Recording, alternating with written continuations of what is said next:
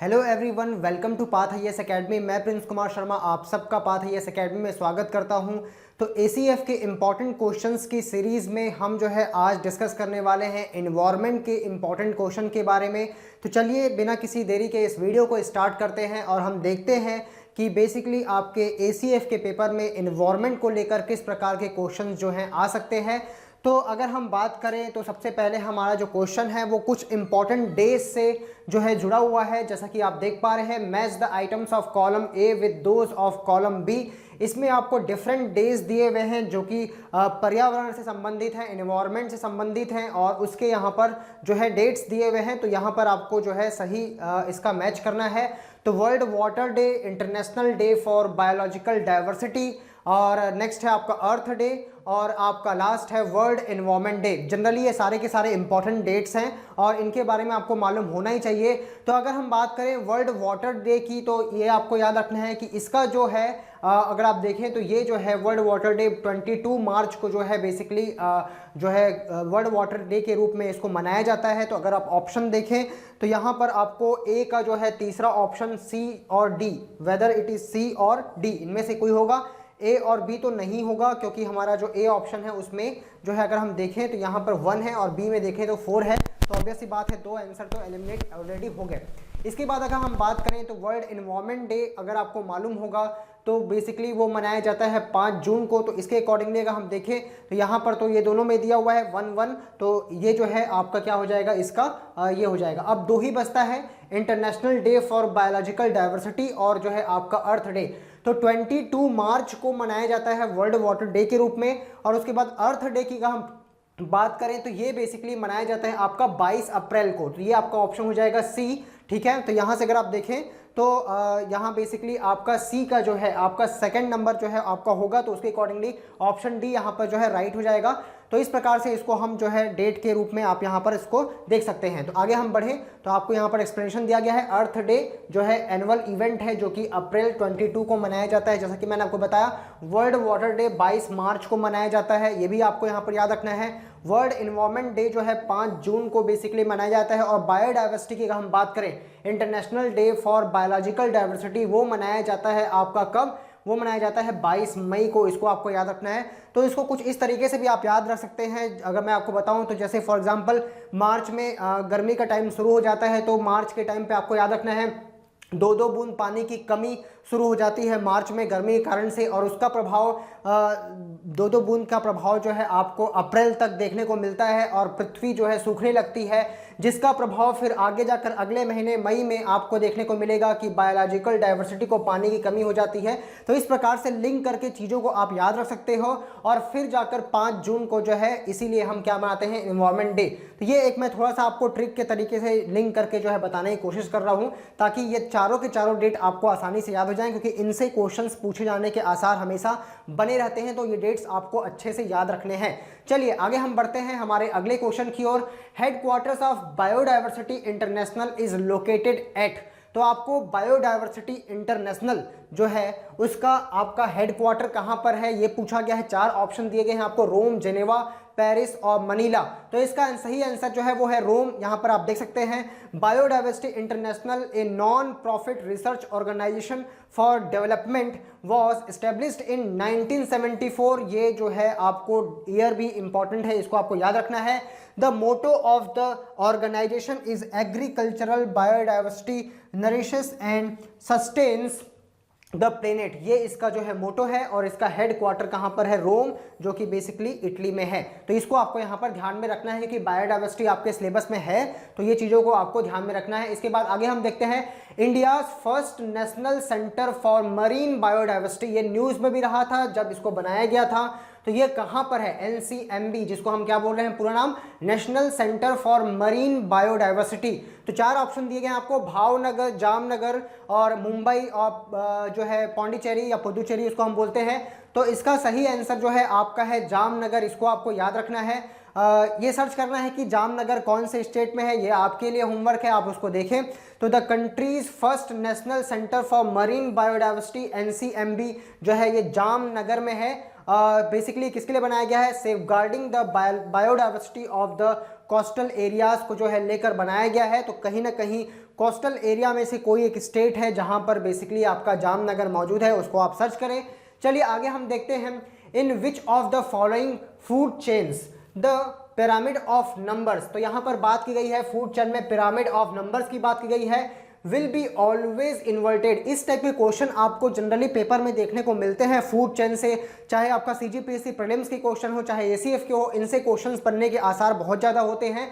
तो यहाँ पर आपको पूछा गया है, देखो पिरामिड जो होते हैं वो 3 टाइप के होते हैं, pyramid of mass, pyramid of biomass जिसको हम बोलते हैं, पिरामिड ऑफ नंबर। इस तरह से जो है 3 टाइप के आपके पिरामिड्स होते हैं, उनमें यहाँ पर पिरामिड ऑफ नंबर की बात की गई है। और उसमें अगर पूछा गया कि इन्वर्टेड, देखिए पिरामिड जो होता है एक तो ये सीधा होता है और एक कुछ इस प्रकार से भी बनता है, जो कि अलग अलग ट्रॉपिक लेवल को बताने क्या करता है, वो काम करता है। तो यहाँ पर पूछा गया है कि जो इन्वर्टेड पिरामिड है वो हमेशा बनता है किस केस में, ग्रासलैंड फूड चेन में, पॉन्ड्स फूड चेन में, फॉरेस्ट फूड चेन में, या फिर आपका पैरासाइटिक फूड चेन में। तो इसका सही आंसर जो होगा वो होगा पैरासाइटिक फूड चेन, जिसमें हमेशा क्या बनता है, नंबर की बात कर रहे हैं हम, बायोमास की बात नहीं कर रहे हैं, ये आपको ध्यान रखना है। तो नंबर के अकॉर्डिंगली हमेशा ऑलवेज इन्वर्टेड बनता है पैरासाइटिक फूड चेन का। इसको आपको यहाँ पर याद रखना है। जैसा कि आप यहाँ पर देख पा रहे हैं, ये जो है बेसिकली पिरामिड ऑफ नंबर की बात की जा रही है, ये ग्रासलैंड के लिए है। और अगर हम बात करें, ये आप देख पा रहे हैं कि यहाँ पर प्रोड्यूसर, उत्पादक, फिर हर्बीवोर, फिर पैरासाइट, फिर हाइपर पैरासाइट, इस प्रकार से आपको देखने को मिल रहा है। और ये उल्टा पिरामिड आपको देखने को मिल रहा है जो हमेशा बनता है जब भी हम पिरामिड्स ऑफ नंबर की बात करते हैं। तो इसको भी आपको यहाँ पर ध्यान में रखना है। नाउ इसके बाद हम बात करते हैं, हमारा अगला जो है, अर्थ आवर इज ऑर्गेनाइज्ड बाय, कौन से ऑर्गेनाइजेशन के द्वारा अर्थ आवर जो है मनाया जाता है। यहाँ पर क्वेश्चन पूछा गया है, UNESCO, Earth Hour Foundation, World wild life Fund, या फिर यूनाइटेड नेशंस इन्वायरमेंट प्रोग्राम। तो इसका सही जो आंसर होगा वो आपका होगा WWF, world wild life fund, जैसा कि आप यहाँ पर देख पा रहे हैं। तो इसका एक्सप्लेनेशन को हम देखते हैं, earth hour is organised by the world wild life fund, WWF in short.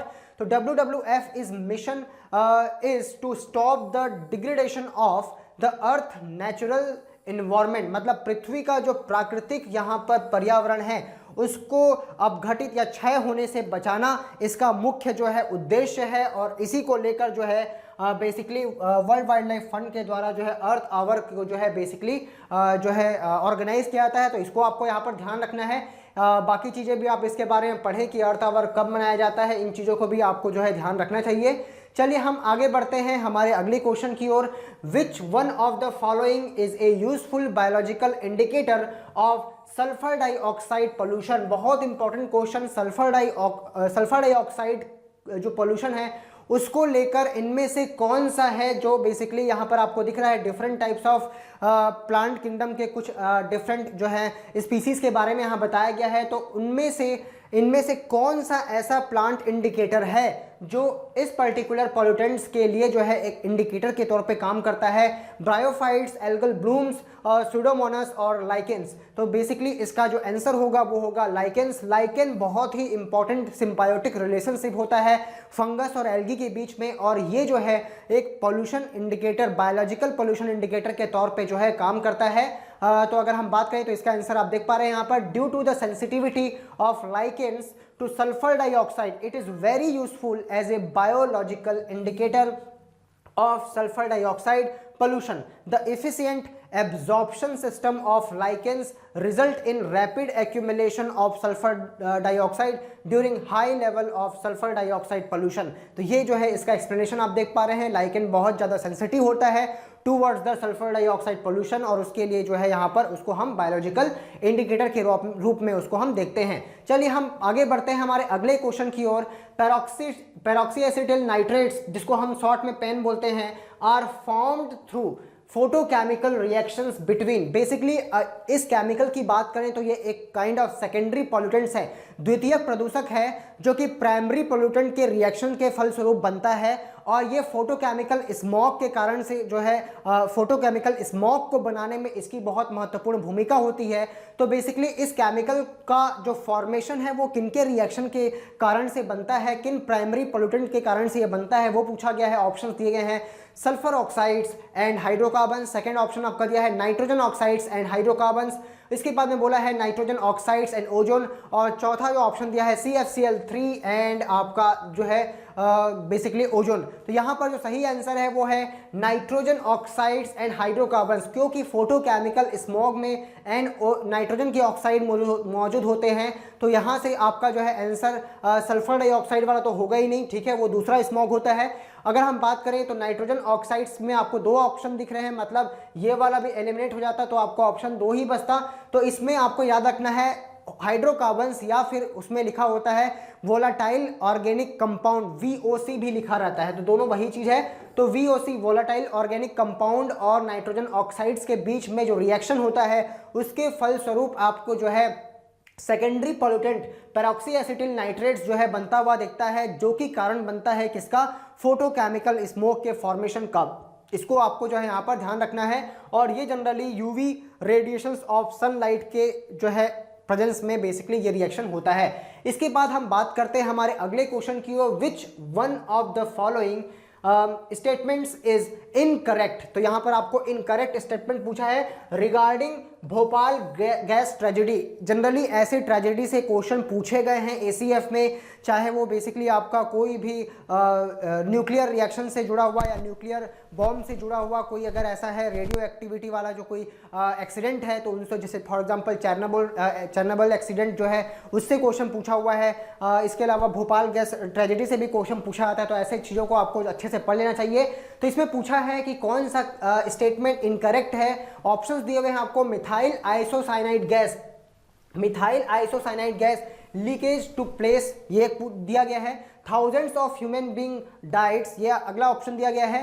Radio active fallout engulfed Bhopal, ये आपका तीसरा ऑप्शन दिया है। और लास्ट ऑप्शन है it took place in the night of December 2 and 3 1984। तो यहाँ पर कोई एक ऑप्शन गलत है। तो आपको सिंपल सी बात है, ये पता होना चाहिए भोपाल गैस ट्रेजेडी कोई न्यूक्लियर जो है एक्सीडेंट नहीं था बेसिकली। तो यहाँ पर जो ऑप्शन आपको दिया हुआ है रेडियो एक्टिव फॉलोआउट, ये सिर्फ और सिर्फ ये एक आपको वर्ड जो है देख के ही आप जो है इस ऑप्शन को एलिमिनेट कर सकते हैं। तो आपका इनकरेक्ट स्टेटमेंट पूछा है, तो C नंबर जो है इसके अकॉर्डिंगली क्या हो जाएगा, वो सही ऑप्शन हो जाएगा इस क्वेश्चन का। बाकी सारी चीजें सही थी। मिथाइल आइसोसाइनाइड गैस का लीकेज हुआ था, आप देख सकते हैं यहाँ पर। तो Bhopal gas tragedy, the world worst industrial catastrophe was not due to radioactive fallout but it was because of leakage of two gases, one is phosgene and second one is methyl isocyanide. तो ये gas का नाम भी आपको याद रखना। तो इस क्वेश्चन से आपको भोपाल गैस ट्रेजेडी के बारे में सारी इंफॉर्मेशन मिल जाती है कि दो गैसेस फॉस्जिन और मिथाइल आइसोसाइनाइड का लीकेज हुआ था, बहुत सारे लोग उसमें मारे गए थे, और ये कब हुआ था, ये डेट भी इंपॉर्टेंट है। 2 और 3 दिसंबर के बीच की जो रात थी, उस रात को 1984 में बेसिकली इन गैसेस का रिसाव हुआ था जो है भोपाल में, जिसके कारण से बहुत बड़ी संख्या में जो है लोग मारे गए थे। चलिए आगे हम बढ़ते हैं और देखते हैं हमारा अगला question, the major ozone depleting substance out of the following is. इसमें पूछा गया है कि इनमें से कौन सा जो है सब्सटेंस जो है सबसे ज्यादा जो है ओजोन डिप्लीशन करने के लिए जो है उसकी भूमिका होती है। तो CFC, O2, नाइट्रोजन या फिर ऑल ऑफ दीज। तो इसका सही आंसर होगा आपका क्लोरोफ्लोरोकार्बन, जो कि जिसका पोटेंशियल ODS के रूप में, ओजोन डिप्लीशन सब्सटेंस के रूप में सबसे ज्यादा होता है। यहाँ पर अगर आप देखें तो ozone depleting substance ODS are substances that react with ozone present in the stratosphere and destroy the same। The major ozone depleting substances की अगर हम बात करें, जो कि इस क्वेश्चन में पूछा गया था, तो उसमें क्लोरोफ्लोरोकार्बन का परसेंटेज सबसे ज़्यादा है। 14% ऑफ जो है टोटल ओजोन अगर लेयर की हम बात करें, तो टोटल डिप्लीशन में 14% जो कारण बनता है वो कौन बनता है, आपका CFC। इसके अलावा नाइट्रोजन के जो ऑक्साइड है वो 3.5% उनका रोल है। Sulphur dioxide, halons, carbon tetrachloride, methyl chloroform और क्लोरीन, इनका भी कुछ रोल है। तो इसको आपको याद रखना है। यहाँ पर जितने भी ओजोन को क्षय पहुँचाने वाले पदार्थ हैं उन सारे के बारे में यहाँ पर मैंने लिस्टिंग कर दी है। जितने भी ODS से क्वेश्चन पूछे जा सकते हैं वो यहाँ पर ये नाम आपको लिखा हुआ है। इन नाम को आपको जरूर नोट कर लेना चाहिए, क्योंकि जनरली इससे क्वेश्चंस पूछे जाते हैं, और उनमें भी सबसे पोटेंशियल जो है वो कौन है, CFC। सबसे ज़्यादा नुकसान पहुँचाने में इसी का जो है रोल होता है। इसको आपको यहाँ पर ध्यान में रखना है। और इसके अलावा ओजोन से जुड़ा हुआ जो भी प्रोटोकॉल है उनको भी आपको जो है याद रखना चाहिए, क्योंकि उनसे क्वेश्चन भी पूछा जाता है। इसके बाद हम आते हैं green muffler scheme helps to reduce. Green muffler जो स्कीम है वो किन चीज़ों को रिड्यूस करने के लिए जो है बनाई गई है? क्या वो एयर पोल्यूशन है, क्या वो नॉइस पोल्यूशन है, या फिर बेसिकली आपका ई वेस्ट को रिड्यूस करने के लिए, या फिर आपका एयर पोल्यूशन और नॉइस पोल्यूशन दोनों को?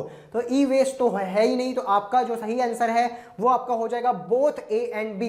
Air pollution and noise pollution दोनों को रिड्यूस करने के लिए ग्रीन मफलर स्कीम को जो है शुरू किया गया था। अगर हम बात करें इसकी तो यहाँ पर आप देख सकते हैं, it also reduces air pollution because the trees and shrubs absorb pollution gases and causes settling of suspended particulate matter। green muffler और green belt vegetation जिसके बारे में यहाँ पर लिखा हुआ है is specially planted along roads and rails for absorption of noise, pollutants, gases and dust generated by the moving vehicles. तो यहाँ पर आपको समझ में आ गया होगा ग्रीन मफलर स्कीम क्या है। बेसिकली रोड के साइड में और रेलवे जो ट्रैक्स है उनके साइड में प्लांटिंग करना। क्यों प्लांटिंग करना? तो उसके लिए मेनली एयर जो पोल्यूशन है, नॉइस पोल्यूशन है, इनको रिड्यूस करने के लिए जो है बेसिकली इनकी जो है इस स्कीम को बेसिकली लाया गया था। इसको आपको यहाँ पर ध्यान में रखना है। चलिए आगे हम बढ़ते हैं। According to Living Planet Report 2020, इस रिपोर्ट को आपको पढ़ लेना चाहिए क्योंकि मेरे को ऐसा लगता है कि इससे एक क्वेश्चन तो जरूर बन सकता है एसीएफ में, तो इसको जरूर से आपको पढ़ना चाहिए।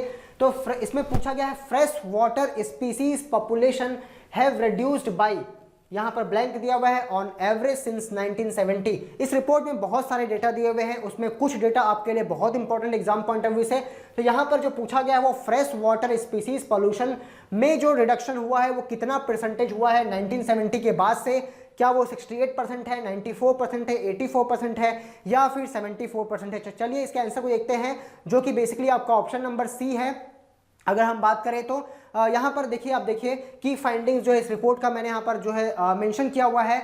ये रिपोर्ट ये बताता है कि एवरेज 68% डिक्लाइन हुआ है ग्लोबल वर्टिब्रेट स्पीसीज पॉपुलेशन में बिटवीन 1970 से लेकर 2060 तक, जिसमें in the Asia Pacific the decline stands eight 45%। तो इसमें आपको याद रखना है कि यहाँ पर ग्लोबल वर्टेब्रेट स्पीसीज जो हैं उनकी पॉपुलेशन में 68% डिक्लाइन हुआ है। उसमें भी अगर हम स्पेसिफिकली एशिया पैसिफिक की बात करें तो उसमें 45% रिडक्शन हमको देखने को मिलता है। इसके बाद में 94% आपको डिक्लाइन देखने को मिलता है लिविंग प्लैनेट इंडेक्स। किसके लिए?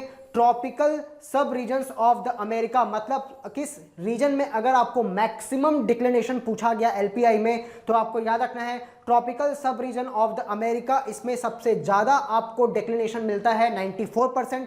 और अगर हम बात करें वही चीज एशिया पैसिफिक में कितनी है, 45% आपको देखने को मिल रहा है। अब हमारा जो क्वेश्चन था वो इसको लेकर था, fresh water species population have reduced by 84% on average since 1970, और क्वेश्चन में आपको यही पूछा गया था। तो सही आंसर हो जाएगा आपका 84%। इसको आपको यहाँ पर याद रखना है। चलिए आगे हम बढ़ते हैं। हमारा नेक्स्ट क्वेश्चन है, in the given food chain suppose the amount of energy at fourth trophic level, जो चौथे पोषक स्तर है उसमें बेसिकली आपका जो है क्या बोला है, अमाउंट ऑफ एनर्जी, जो ऊर्जा की मात्रा है वो है 5 kilo joule. What will be the energy available the producer level at the producer level? तो ये आपका प्रोड्यूसर लेवल है और ये आपका चौथा जो है ट्रॉपिक लेवल है। अब इसमें पूछा है कि यहाँ अगर 5 किलो जूल है तो आपको यहाँ पर कितना एनर्जी लेवल दिखेगा।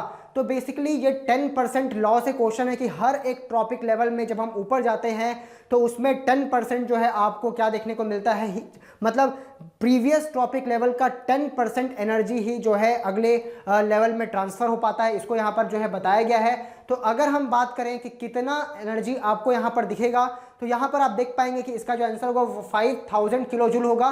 क्यों यहाँ पर 5000 किलो जूल होगा? तो इसको आप देख सकते हैं, मैं अगर यहाँ पर लिख रहा हूँ 5000 किलो जूल तो इसका 10% कितना हुआ, यहाँ पहुँचेगा 5 किलो जूल। इसका 10% यहाँ कितना पहुँचेगा, 50 किलो जूल। और फोर्थ में कितना ये पहुँच जाएगा, 5 किलो जूल। और यहाँ पर फिफ्थ में अगर हम जाएंगे तो कितना पहुँचेगा, 0.5 किलो जूल। और चौथे नंबर में जो बोला है वो कितना है, 5 किलो जूल। तो उसके अकॉर्डिंगली आपको देखने को मिलेगा ग्रास में कितना है, 5000 किलो जूल। तो ये 10 जो है परसेंटेज जो नियम है, लॉ है, उससे क्वेश्चन पूछा गया था। थोड़ा सा इनडायरेक्ट टाइप का क्वेश्चन था, तो ऐसे क्वेश्चंस के लिए भी आपको प्रिपेयर रहना चाहिए। तो इस प्रकार से आप उसको समझ सकते हैं। चलिए आगे हम बढ़ते हैं।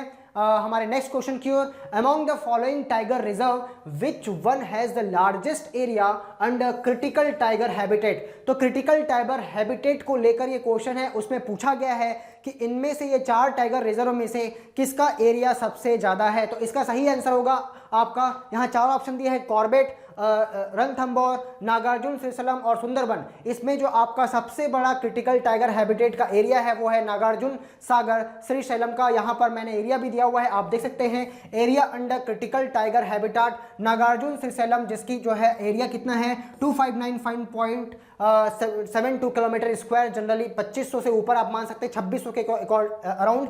सुंदरबन की अगर हम बात करें तो अराउंड 1700 आपको देखने को मिल रहा है किलोमीटर स्क्वायर में। रणथंभौर की बात करें तो 1100 के आसपास आपको देखने को मिल रहा है, और कॉर्बेट की अगर हम बात करें तो 821.99 किलोमीटर स्क्वायर। तो यहाँ पर सबसे बड़ा जो है टाइगर रिजर्व इन चारों ऑप्शन में आपको देखने को मिल रहा है, कौन सा, नागार्जुन सागर श्रीशैलम। हालांकि ये सबसे बड़ा टाइगर रिजर्व की कैटेगरी में आता है, इसको आपको यहाँ पर ध्यान में रखना है ना।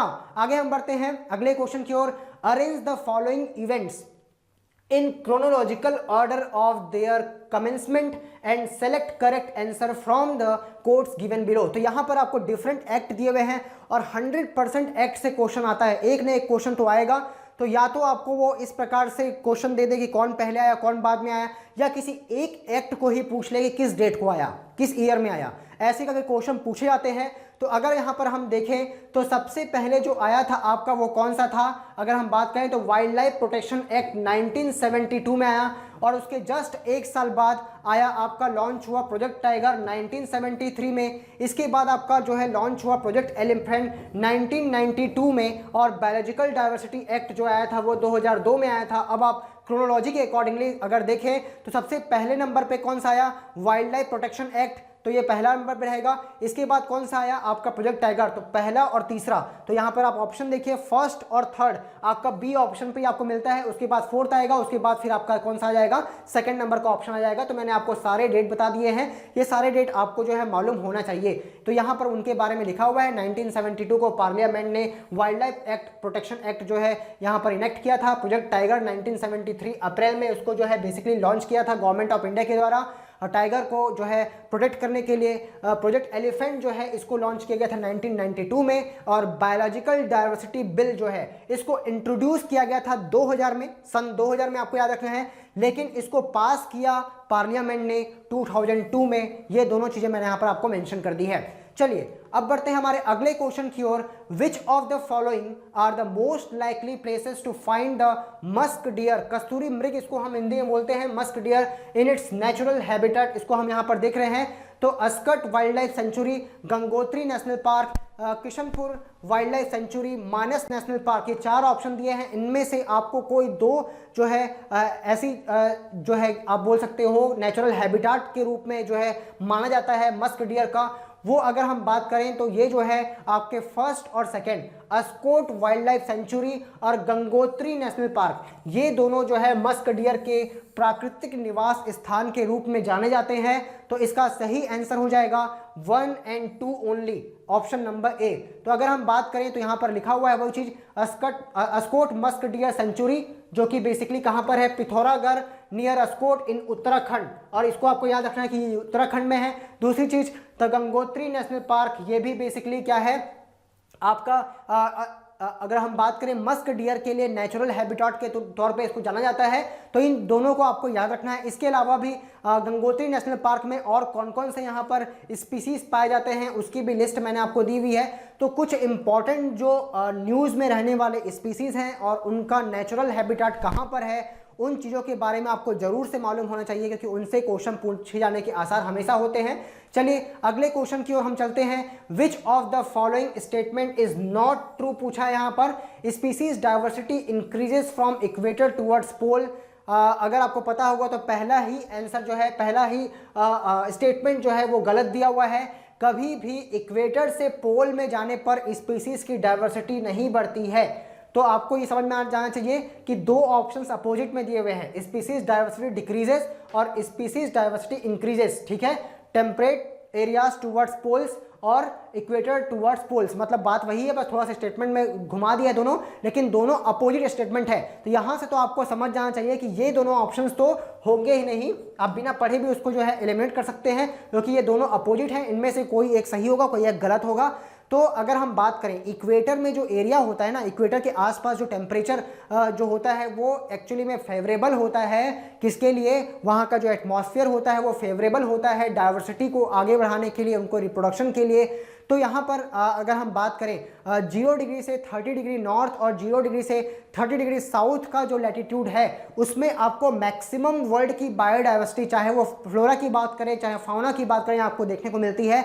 लेकिन जैसे जैसे हम जो है हायर लैटिट्यूड में, इसका मतलब ये है टूवर्ड्स द पोल मूव करते जाते हैं, स्पीसीज की डाइवर्सिटी क्या होती जाती है, रिड्यूस होते जाती है।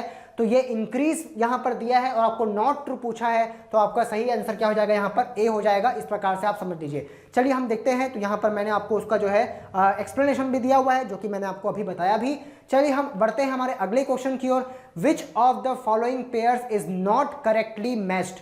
ऑप्शन दिया है बांदीपुर नेशनल पार्क कर्नाटका में है, पूछ रहा है मानस वाइल्ड लाइफ सेंचुरी असम में है, Periyar wild life century Kerala में दिया हुआ है, सिमलीपाल नेशनल पार्क मध्य प्रदेश में दिया हुआ है। तो बेसिकली आपको नेशनल पार्क किस स्टेट से बिलोंग करता है, इसको लेकर क्वेश्चन है। तो अगर हम बात करें फोर्थ ऑप्शन की, सिमलीपाल नेशनल पार्क बेसिकली आपके उड़ीसा से बिलोंग करता है, मध्य प्रदेश में नहीं है, तो ये ऑप्शन आपका हो जाएगा गलत और नॉट करेक्टली मैच पूछा है, तो यही जो है आपका डी ऑप्शन हो जाएगा। तो यहाँ पर आप देख सकते हैं Similipal National Park is Mayurbhanj district of Orissa और ये एलिफेंट के लिए फेमस है।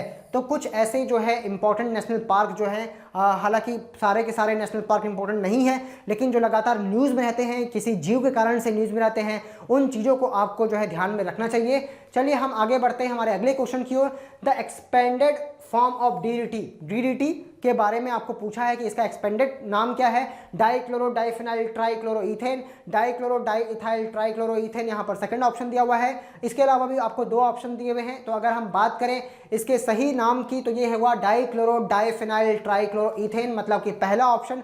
यहाँ पर आप देख सकते हैं dichlorodiphenyltrichloroethane commonly known as DDT is a colorless, tasteless and almost odorless crystalline chemical compound and organochlorine originally developed as an insecticide। ये भी आपको याद रखना चाहिए, कीटनाशक के तौर पे इसको शुरुआत में इस्तेमाल किया जाता था, लेकिन बाद में इन्वायरमेंट में इसका बहुत ज़्यादा खराब जो है प्रभाव दिखा गया, दुष्प्रभाव दिखा गया। उसके कारण से इसको बाद में जो है क्या कर दिया गया, बैन लगा दिया गया। तो इसको आपको यहाँ पर ध्यान रखना चाहिए। अच्छा, 1874 में डीडीटी को पहली बार सिंथेसाइज किया गया था, किसके द्वारा, ओथमर जेडलर के द्वारा इसको जो है सिंथेसाइज किया गया था। ये और कुछ एक्स्ट्रा इन्फॉर्मेशन है, आप यहाँ पर देख सकते हैं। इसके बाद हम बात करते हैं the scientific study of earthquake is called. तो बेसिकली सिस्मोलॉजी जो है कहलाता है, अर्थक्वेक का साइंटिफिक स्टडी को हम क्या बोलते हैं, सिस्मोलॉजी। भूकंप का जो है अध्ययन को हम सिस्मोलॉजी के रूप में हम देखते हैं। चलिए ये इसका आंसर है, आप यहाँ पर देख सकते हैं। इसके बाद हम बात करें हमारे अगले क्वेश्चन की, तो वो भी डीडीटी से ही जुड़ा हुआ है। DDT is a colourless, tasteless and almost odourless crystalline chemical compound. अभी आपने एक्सप्लेनेशन में देखा था। तो यहाँ पर बेसिकली आपको क्या पूछा है, नॉट करेक्ट पूछा है। मतलब ये तो पहली बात तो सही स्टेटमेंट है। The pesticide effect of DDT was discovered by Swiss chemist Paul Hermann Muller. ये आपका सेकंड ऑप्शन दिया हुआ है। तीसरा ऑप्शन दिया है the use of DDT in agriculture is prohibited by WTO। तो इस पर जो बैन लगाया गया था वो WTO के द्वारा लगाया गया था। ये तीसरा ऑप्शन आपको दिया हुआ है। तो अगर हम बात करें तो तीसरा ऑप्शन हो जाएगा गलत, क्योंकि WTO ने उसमें जो है बैन नहीं लगाया था। वो तो स्टॉकहोम का जो कन्वेंशन हुआ था, जिसके तहत परसिस्टेंट ऑर्गेनिक पोल्यूटेंट्स POP पे जो है आधारित जो स्टॉकहोम कन्वेंशन था, उसके कारण से इस पे जो है बैन लगाया गया था। तो ये तो ऑप्शन क्या हो जाएगा, गलत हो जाएगा। तो ऑप्शन नंबर 3, ठीक है। अब सेकंड ऑप्शन क्या बोल रहा है, पेस्टिसाइड इफेक्ट। देखो सिंथेसिस किसने किया ये नहीं पूछा है, उसके पेस्टिसाइड इफेक्ट को किसने जो है डिस्कवर किया था। तो ये जो है आपको याद रखना है कि ये सही ऑप्शन है। तो फर्स्ट और सेकंड सही है। गलत स्टेटमेंट पूछा है तो आपका सी ओनली 3 जो स्टेटमेंट है वो आपका क्या हो जाएगा, गलत। तो स्टेटमेंट 3 जो है वो नॉट करेक्ट यहाँ पर आपको दिख रहा है। तो ये आपको यहाँ पर ध्यान में रखना है। तो प्रॉपर्टी तो सही है उसकी। दूसरी चीज सिंथेसाइज किया गया था जो नाम मैंने आपको बताया ओथमर जेडलर के द्वारा, ठीक है, वो सही है। और पेस्टिसाइड इफेक्ट को किसने खोजा, तो आपका याद रखना है पॉल हरमन म्यूलर, इन्होंने जो है इसकी खोज की थी और इसके कारण से उनको नोबेल प्राइज भी मिला था फिजियोलॉजी और मेडिसिन का। इसको भी आपको यहाँ पर याद रखना है। तो स्टेटमेंट 2 भी करेक्ट था। ओनली जो थर्ड स्टेटमेंट है वो आपको याद रखना है कि डीडीटी को एग्रीकल्चर में प्रोहिबिट किया गया स्टॉकहोम कन्वेंशन जो था, जो किस पे था एक्चुअली में, परमानेंट ऑर्गेनिक पोल्यूटेंट्स, या उसको बेसिकली हम बोलते हैं परसिस्टेंट ऑर्गेनिक पोल्यूटेंट्स के नाम से भी उसको हम जानते हैं, स्टॉकहोम कन्वेंशन और परसिस्टेंट ऑर्गेनिक पोल्यूटेंट्स, उसके द्वारा इसको जो है बैन लगाया गया था, ना कि WTO के द्वारा। तो तीसरा ऑप्शन हो जाएगा आपका गलत। अगला हमारा जो क्वेश्चन है वो है which of the following is not correctly matched. फिर से यहाँ पर प्रोटोकॉल के बारे में बहुत ही इंपॉर्टेंट होता है प्रोटोकॉल से जुड़ा हुआ क्वेश्चन, और इनसे क्वेश्चन आने के चांसेस लगभग 99 to 100% होते हैं। तो प्रोटोकॉल्स आपको याद रखना ही चाहिए। कार्टेजिना प्रोटोकॉल का संबंध यहाँ बायोसेफ्टी से बोल रहा है, जो कि सही में है। और इसके बाद स्टॉकहोम कन्वेंशन अभी हमने देखा, ये सही है, पीओपी के लिए जो है स्टॉकहोम कन्वेंशन होता है। मॉन्ट्रियल प्रोटोकॉल ओजोन लेयर को लेकर जो है बेसिकली ओजोन डिप्लीटिंग सब्सटेंस को लेकर जो है लाया गया था, तो ये भी जो है सही है। क्योटो प्रोटोकॉल वाटर को सेव करने के लिए नहीं है, ये ग्रीन हाउस गैस के एमिशन को लेकर है, जो कि क्योटो में हुआ था, जापान का एक शहर है। तो ये आपका जो डी ऑप्शन है ये हो जाएगा गलत, क्योंकि इसका संबंध ग्रीन हाउस गैस के एमिशन को लेकर था। इन्वायरमेंट में जो ग्रीन हाउस गैस की कंसंट्रेशन बढ़ रही है उसको रोकने को लेकर जो है यहाँ पर जो है क्या लाया गया था, प्रोटोकॉल यहाँ पर लाया गया था, जो यहाँ पर आप देख सकते हैं।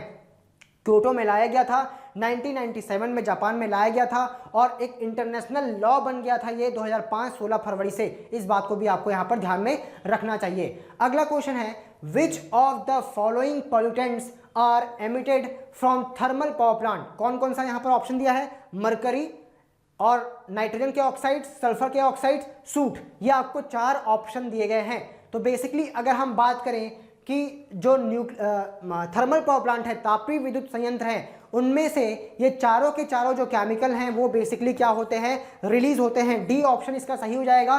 तो जनरली इससे क्वेश्चन पूछा जाता है, चाहे वो यूपीएससी हो चाहे वो सीजीपीएससी एग्जाम्स हो, इनमें से क्वेश्चन आने के आसार होते हैं क्योंकि पॉल्यूशन आपके टॉपिक में है।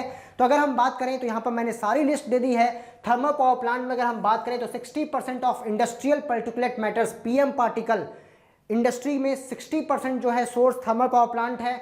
45% SO2 जो है थर्मल पावर प्लांट से निकलता है। 30% ऑफ नाइट्रोजन के ऑक्साइड्स यहाँ से रिलीज होते हैं, एमिशंस होता है, ठीक है, कंट्री में। Apart from 80% of mercury as a pollutant, ये भी यहाँ से रिलीज होता है। तो इतने सारे जो है आपको देखने को मिल रहा है। इसके अलावा जब भी हम कोल कंबशन करते हैं थर्मल पावर प्लांट में तो कौन कौन सी गैसें रिलीज होती है, कार्बन डाइऑक्साइड, नाइट्रोजन के ऑक्साइड, सल्फर के ऑक्साइड, CFC, ठीक है। इसके अलावा एयरब्रोन इनऑर्गेनिक जो है पार्टिकल्स, साथ में फ्लाई ऐश और सूट, जिसको हम जनरली कार्बन के कण के रूप में हम जानते हैं, कार्बन डाइऑक्साइड, मीथेन और CFC, ये जो है ग्रीन हाउस गैस है। ये भी आपको याद रखना है। जो यहाँ पर आपको नाम दिए गए हैं ये सारे के सारे ग्रीन हाउस गैस के तौर पे यहाँ पर जो है आपको देखने को मिलते हैं। तो थर्मल पावर प्लांट से जनरली इन्हीं सेक्शन से आपको क्वेश्चन देखने को मिलता है। चलिए, तो हमारा आज का जो वीडियो है वो यहाँ पर कंप्लीट होता है। तो हमने लगभग सभी सेक्शन से, चाहे वो फिजिक्स हो, केमिस्ट्री हो, बायोलॉजी हो, टेक्नोलॉजी और इन्वायरमेंट, इन सभी सेक्शन से बहुत सारे इंपॉर्टेंट क्वेश्चन और किस प्रकार के पैटर्न में क्वेश्चन पूछे जाने के आसार हैं मैंने आपको यहाँ पर बताने की कोशिश की है। तो आई होप आपको ये वीडियोस पसंद आए होंगे। तो आपकी तैयारी किस लेवल की है और इस लेवल के क्वेश्चन आपसे बन रहे हैं कि नहीं बन रहे हैं, ये आपको एनालाइज करना है और चीज़ों को उस तरीके से बेसिकली आपको प्रिपेयर करना है ताकि एग्जाम्स में आपके ज़्यादा से ज़्यादा क्वेश्चन जो है अटेम्प्ट हो सके और एक्यूरेटली अटेम्प्ट हो सके। तो इस प्रकार से आपको जो है इन चीज़ों की इन वीडियोस के कारण से आपको कुछ आपकी तैयारी में हेल्प मिलेगी। तो चलिए मिलते हैं अगले वीडियो में कुछ इसी इंपॉर्टेंट क्वेश्चंस के साथ में। तो आज के लिए थैंक यू।